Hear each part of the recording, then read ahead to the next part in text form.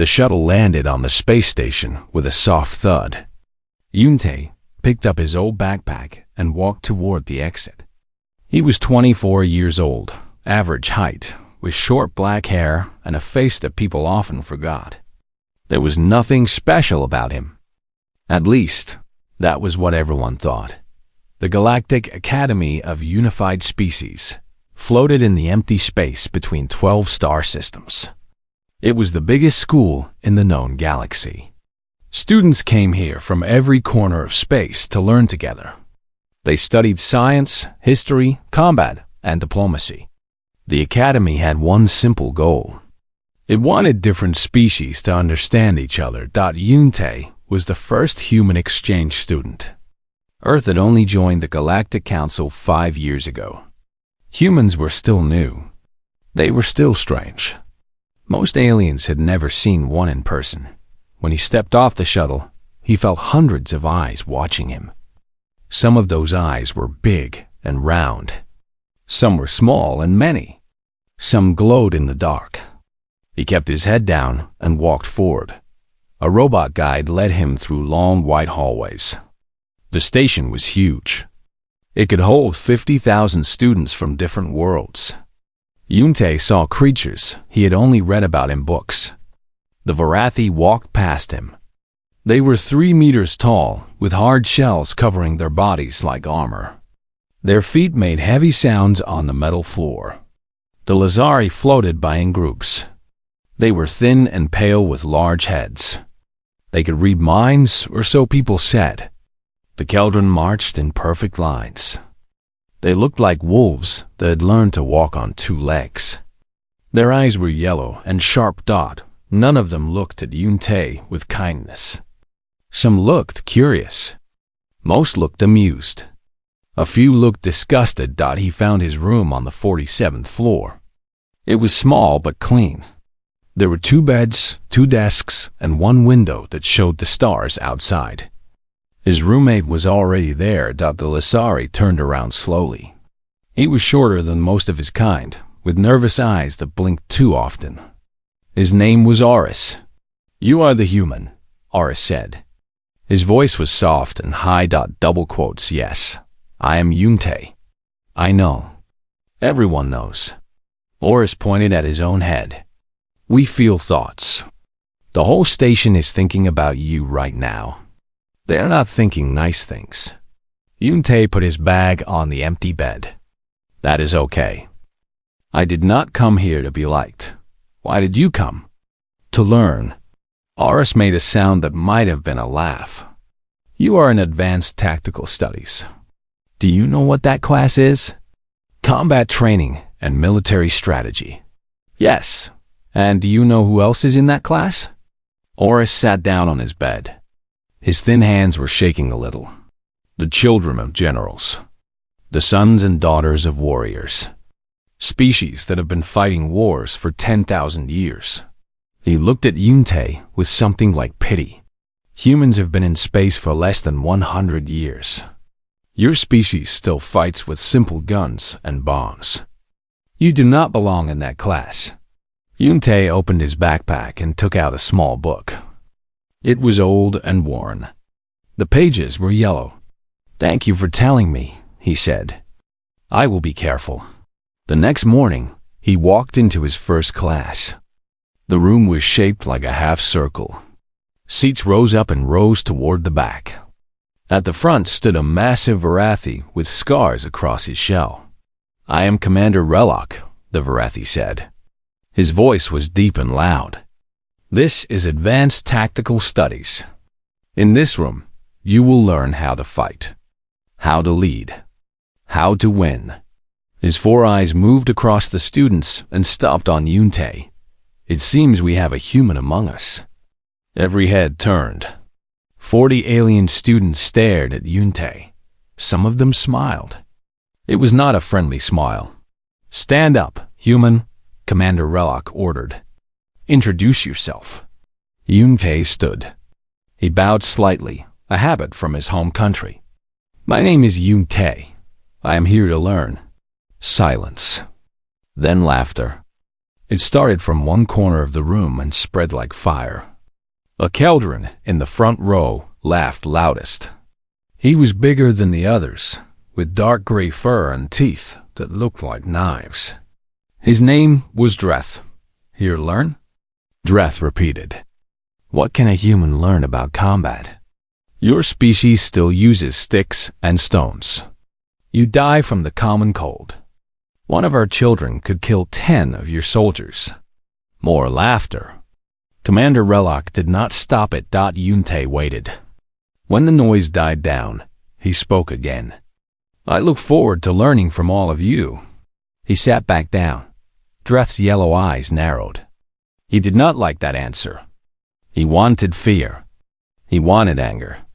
He got nothing. After class, Aris found Yunte in the hallway. Dreth has hurt 3 students this term. Badly. The academy does nothing because his father is a famous general. He grabbed Yunte's arm with his thin fingers. Being quiet will not save you. He will see it as weakness. He will come for you. Yunte looked at his roommate. His face showed no emotion. Thank you for the warning. What will you do? Yunte started walking toward the library. I will study. Oris watched him go. He did not understand. He could feel thoughts, but Yunte's mind was strangely quiet. Like deep water. Like a door that was locked. Oris felt cold suddenly. He did not know why. 3 weeks passed. Yunte woke up early every morning. He exercised alone in his room. He attended every class. He sat in the back and took notes. He never spoke unless a teacher asked him a question. He never complained. He never fought back. The other students did not like this. On the 5th day, someone stole his assignment. He had worked on it for 2 days. It was gone from his tablet when he woke up. He did not report it. He wrote it again from memory and submitted it late. Commander Relok gave him a low grade for being late.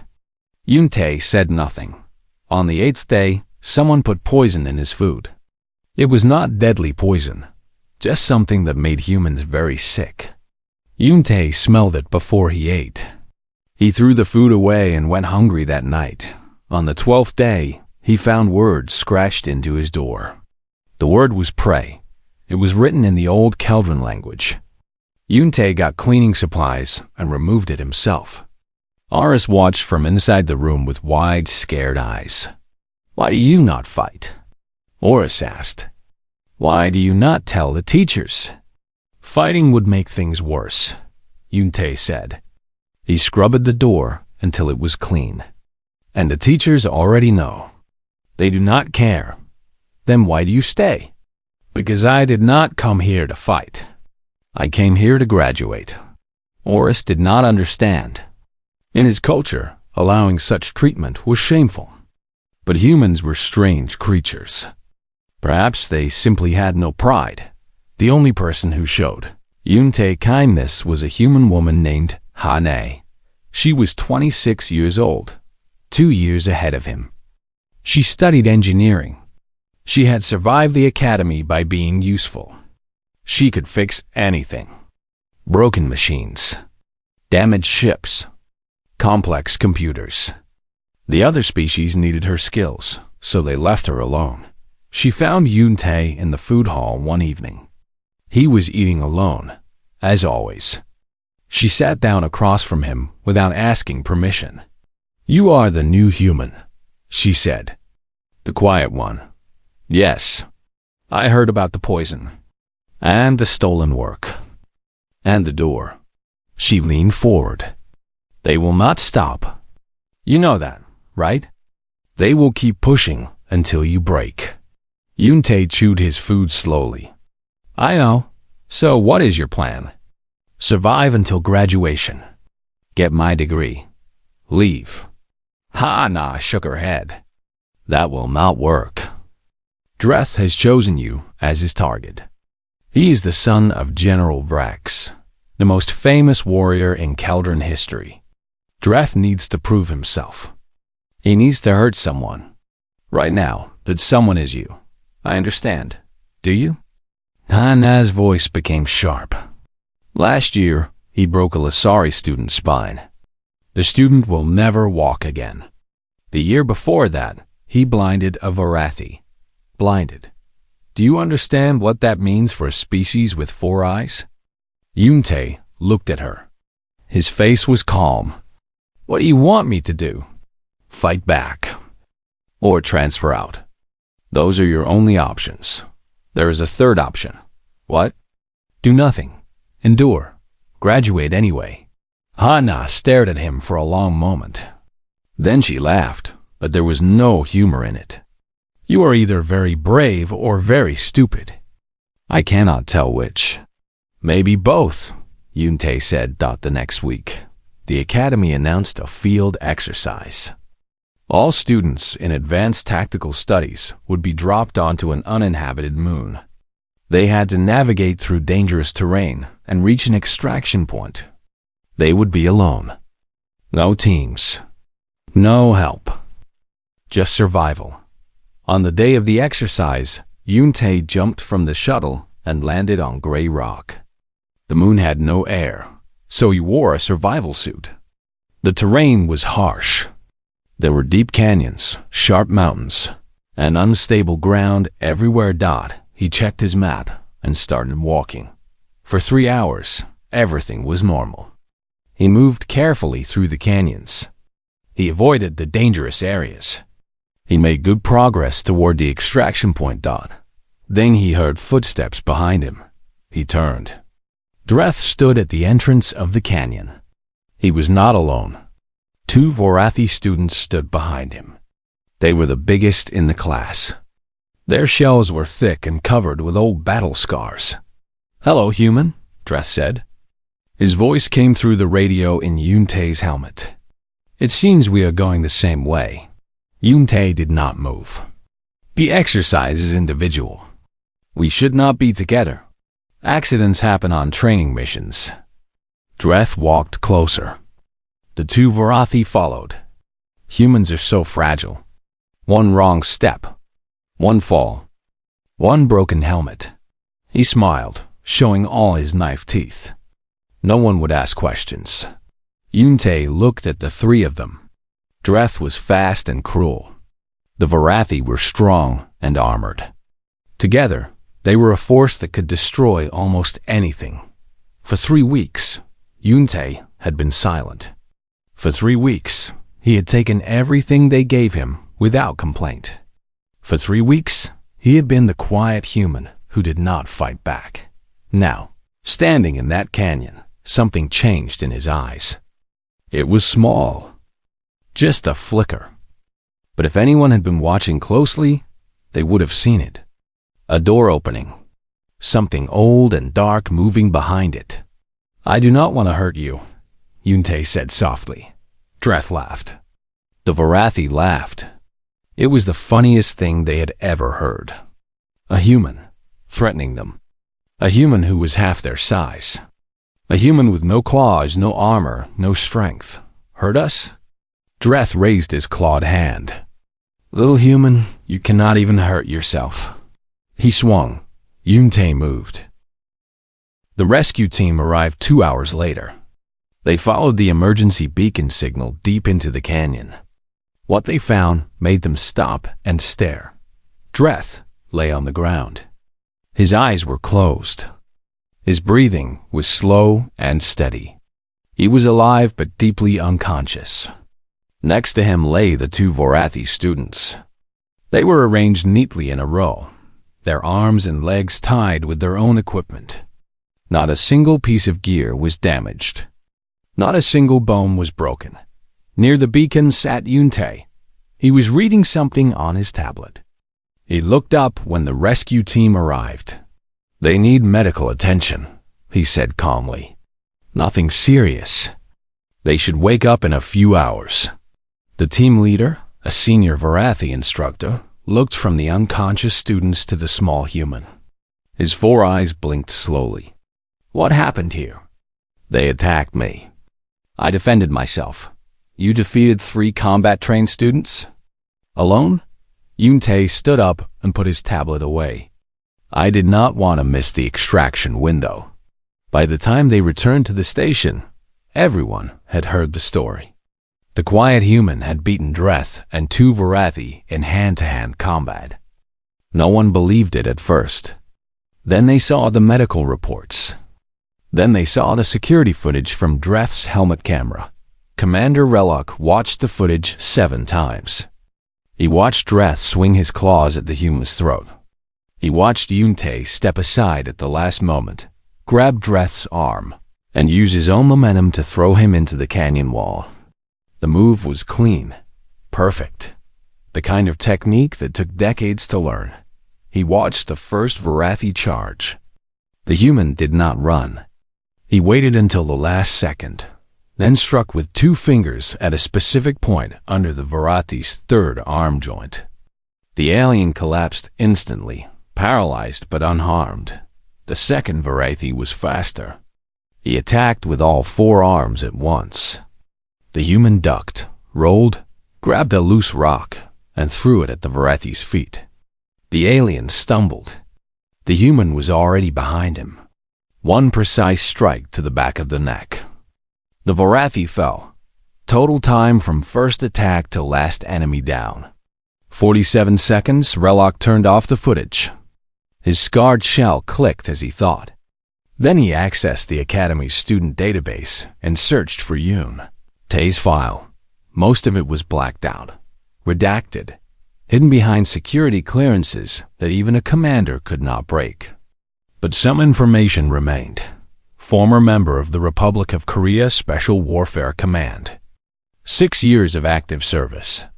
Multiple deployments to locations that had no names on any map.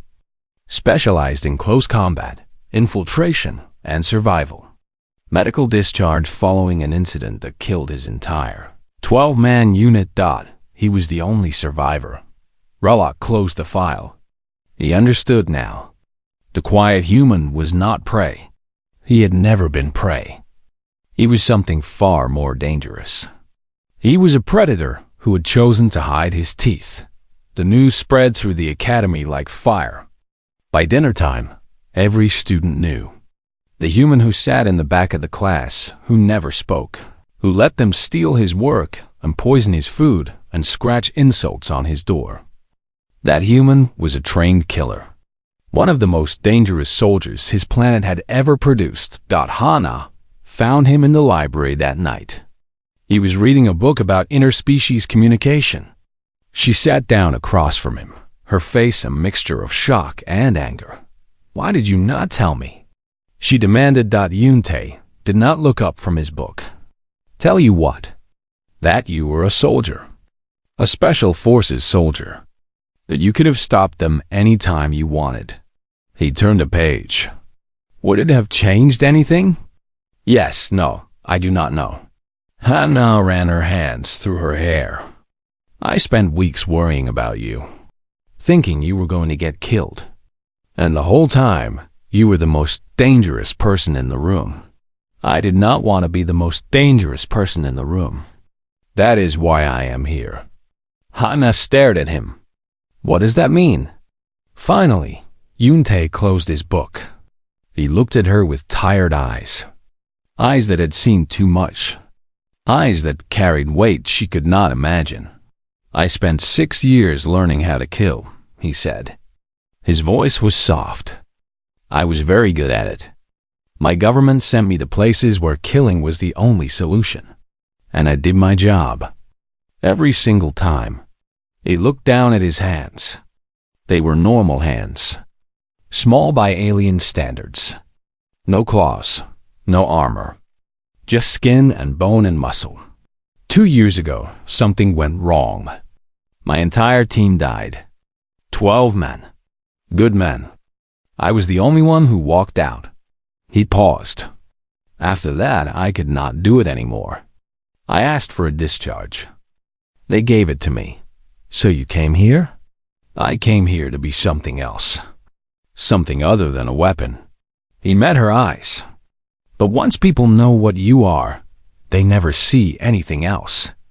They see the killer, the soldier, The monster. They do not see the person. Hana was silent for a long moment. Then she reached across the table and took his hand. I see you, she said quietly. I see a man who could have hurt them badly, who had every reason to hurt them, but chose not to. Yuntae looked at their hands. He did not pull away. Is that enough? He asked. Hana squeezed his hand. It is a start. Outside the library window, the stars burned cold and bright. Somewhere on the station, Dreth was waking up in a medical bed, his pride shattered, his certainty broken. And in a small library on the 47th floor, a quiet human sat with the only person who saw him as more than what he could do. For the first time in a long time, Yuntae did not feel alone. Everything changed after the canyon incident. The students who had laughed at Yuntae now avoided his eyes. The ones who had stolen his food and damaged his property found somewhere else to sit. When he walked through the hallways, people moved out of his way. He hated it. Some students came to him with respect. A group of Keldrum warriors approached him after class one day.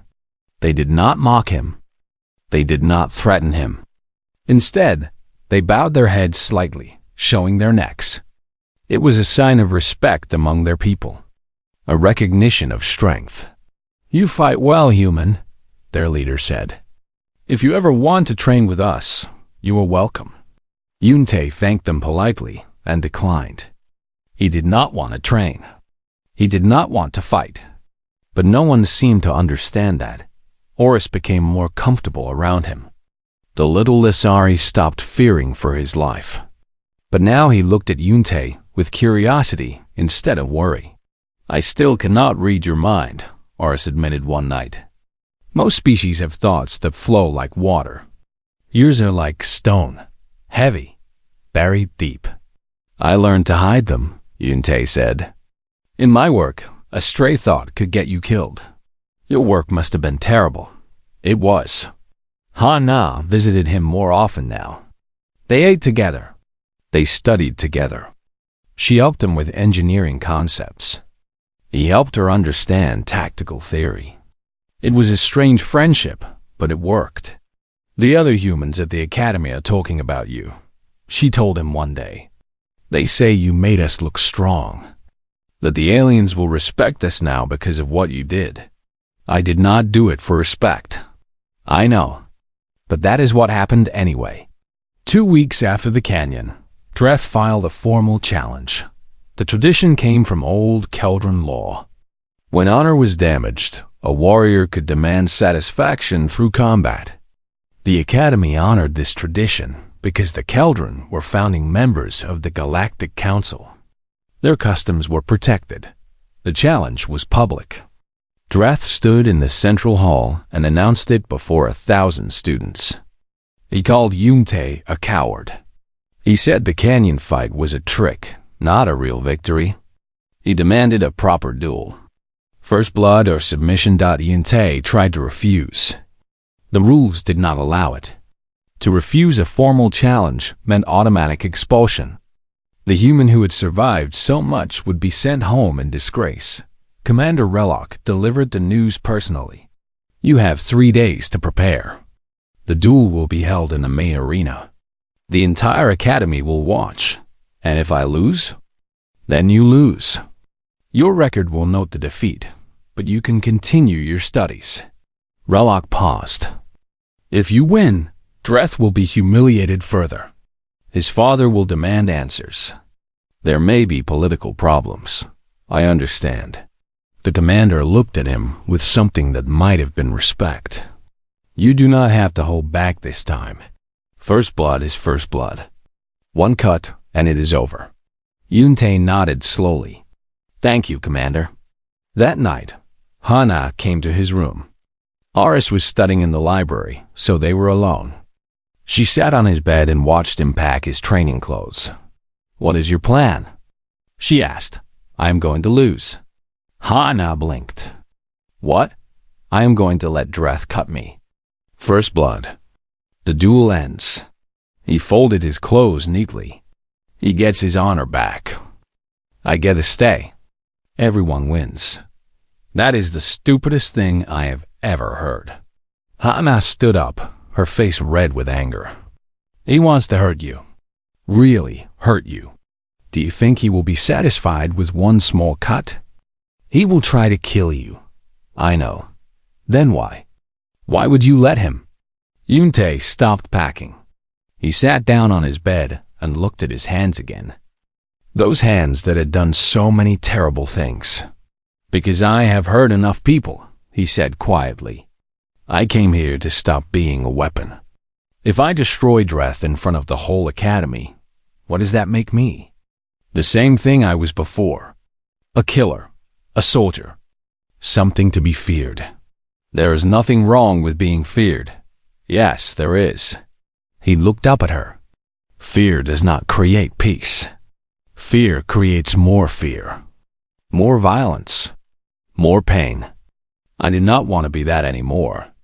Anna sat down next to him. She did not speak for a long time. Finally, she took his hand. You are a fool, she said softly. Probably. I will be there, watching. If he goes too far, I will stop it somehow. Yuntae smiled. It was a small smile, tired and sad. Thank you. The day of the duel arrived. The main arena was packed. 5,000 students sat in rising rows of seats. They came from every corner of the galaxy. Thorathi and Lasari and Keldron and dozens of other species. All of them wanted to see the human fight. Dreth entered first. He wore traditional Keldron armor. In his hands, he carried 2 curved blades. They were old weapons, passed down through his family for generations. The edges were serrated, designed to tear flesh, designed to cause maximum pain. The crowd cheered for him. He was one of them, a warrior from a warrior people. This was his chance to reclaim his honor. Then Yuntae entered. He wore simple training clothes.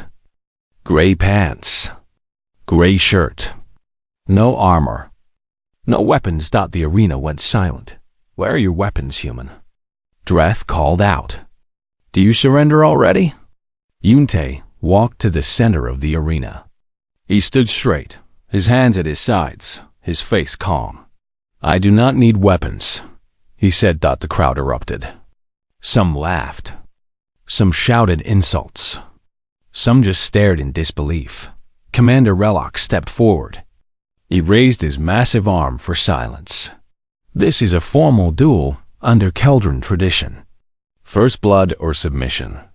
No killing blows. No attacks after surrender. He looked at both fighters. Begin. Dreth attacked immediately. He was fast. Faster than anyone expected. His blades cut through the air like silver lightning. Yuntae moved. He did not attack. He did not block. He simply was not there when the blades arrived. He flowed like water around Dreth's strikes. He stepped aside. He ducked. He twisted. The crowd grew quiet.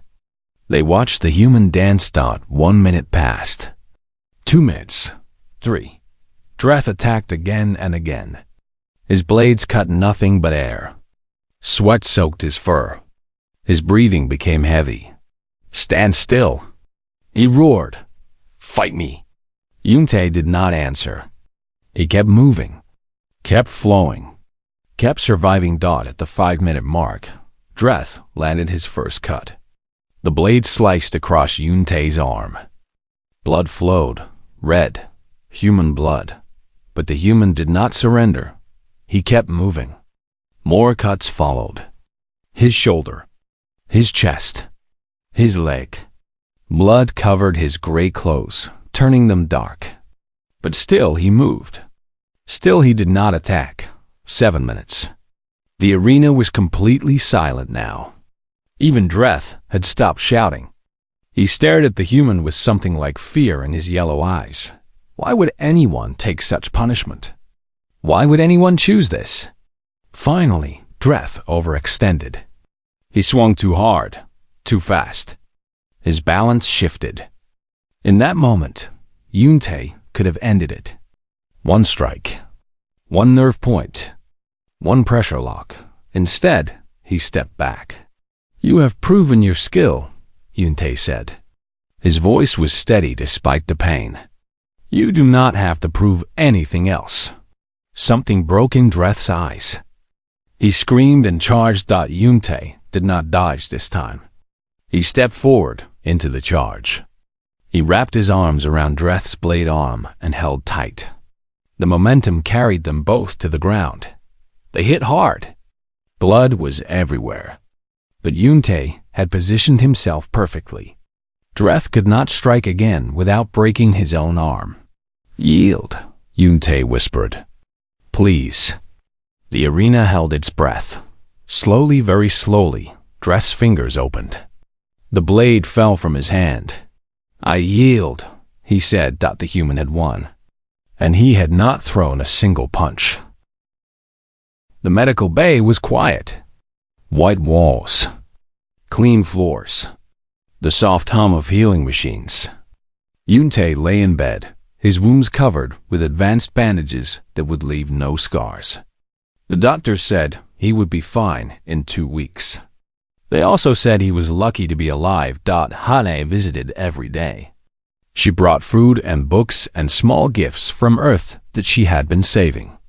A chocolate bar, a paper crane she had folded herself, a photograph of mountains from her hometown.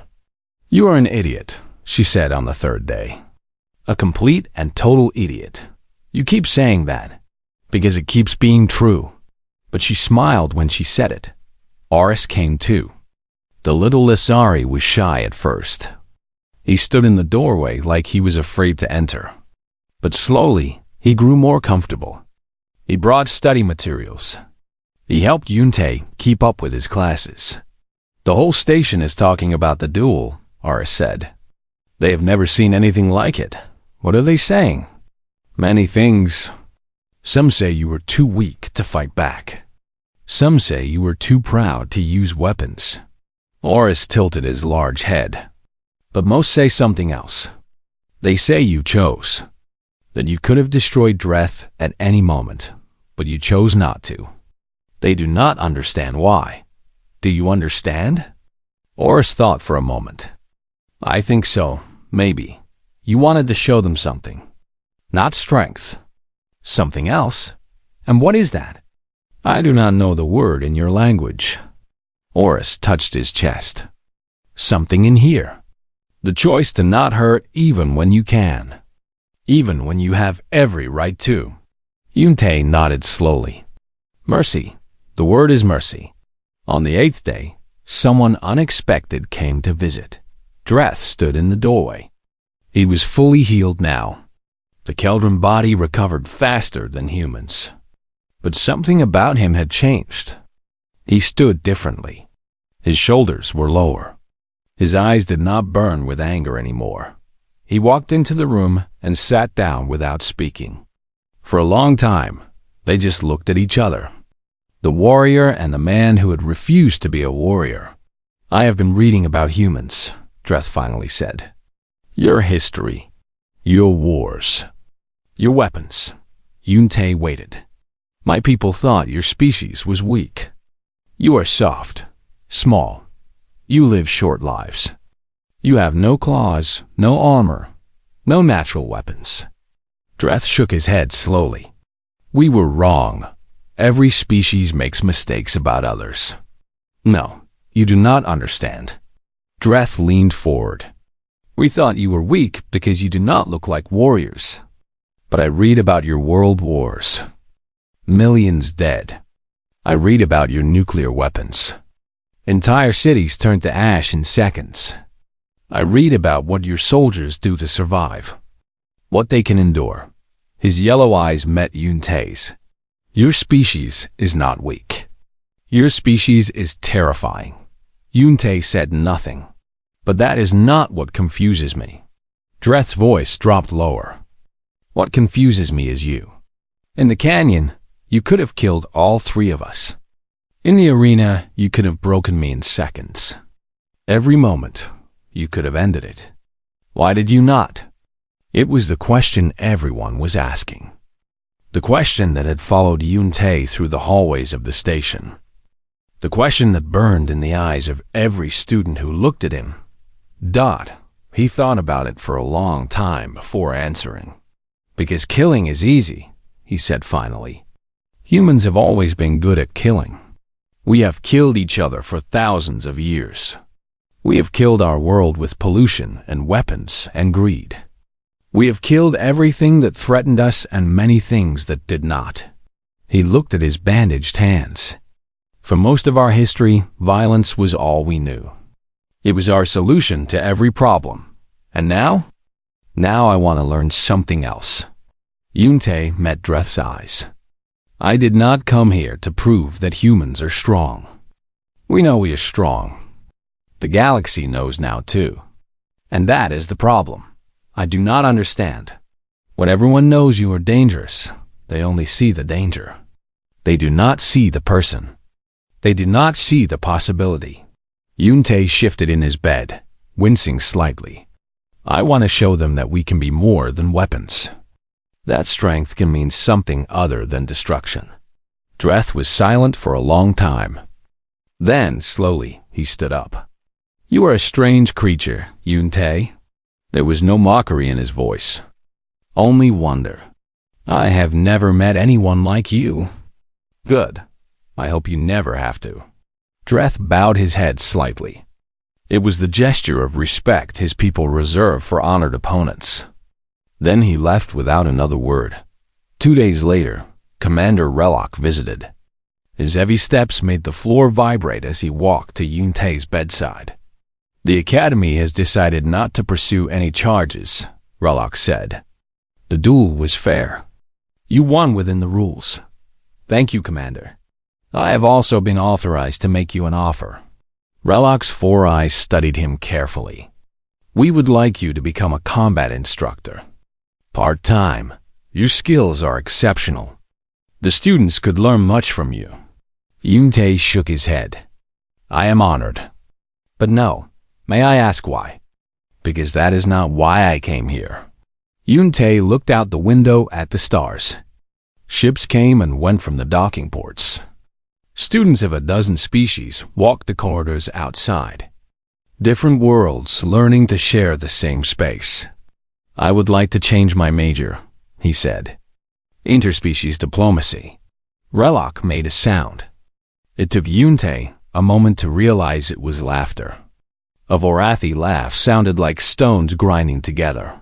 The quiet human wants to talk instead of fight. I have done enough fighting for 1 lifetime, Commander. Maybe several lifetimes. Relok considered this. The galaxy is not a peaceful place. Your kind has a reputation now. People will expect you to be warriors. They will push you, test you, try to make you prove your strength. Then I will show them a different kind of strength. And if that does not work, Yun-tae smiled slightly. Then I will remind them why it should. The commander nodded slowly. I will process your transfer request. He turned to leave, then stopped at the door. For what it is worth, human, I think you made the right choice. In the arena, it is easy to win by breaking your opponent. It is much harder to win by showing them another way. Thank you, Commander. Do not thank me yet. Diplomacy classes are much harder than combat training. Yun-tae laughed. It hurt his wounds, but he laughed anyway. He returned to classes the next week. He sat in the back, as always. He took notes. He did not speak unless asked. But everything was different now. When he entered a room, the other students did not see prey. They did not see a predator either. They saw something they had never encountered before. A human who could destroy them, but chose not to. A warrior who wanted peace. A weapon that had decided to become something else. Hana sat with him at lunch. Oris joined them sometimes. Even a few Keldron warriors began nodding to him in the hallways. Not with fear. Not with worship. Just with acknowledgement. One day, a young Vorathi student approached him after class. She was small for her kind, barely 2 meters tall. Her shell was still smooth, unmarked by scars. "Excuse me," she said nervously. "Can I ask you a question?" "Of course. Why are you so quiet?" "Everyone knows what you can do. You could be famous, popular, respected, but you sit in the back and say nothing." Yuntae thought about it. "Because I spent many years being loud," he said. "Loud in ways that hurt people. Now I want to learn how to be quiet. How to listen instead of speak. How to understand instead of act." He smiled at her. "Maybe that is a strange thing for a human, but I think it is a good thing." The young Varathi considered this. Then she bowed her head, the same way the older warriors did. "I hope I can learn to be quiet too someday," she said. "You will. It just takes time." She walked away, and Yuntae returned to his reading. Outside the window, the stars burned bright and cold. The galaxy was vast. It was full of violence and fear and misunderstanding. Species that had hated each other for millions of years. Wars that had destroyed entire planets. But it was also full of possibility. Full of students learning together. Full of enemies becoming friends. Full of warriors choosing to put down their weapons. Yuntae did not know if one quiet human could change anything. He did not know if his choice in the arena would matter in 100 years, or even in 10. But he knew one thing. He was not a weapon anymore. He was a choice, and that was enough.